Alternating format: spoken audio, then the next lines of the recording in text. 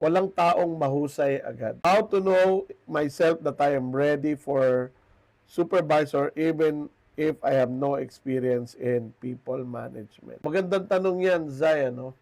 Ang pinakamagandang simula ay kausapin mo yung tao na inaalok ka ng supervisory role and ask for their expectations. Ano ba yung expectation nila dun sa role na gagampanan mo? Ano yung kailangang knowledge, skills, attitude, and habits, no? And try to assess yourself dun sa mga yon. Sapat ba yung knowledge ko? Ano ba yung skills na kailangan? Meron ba ako nung skills na yon?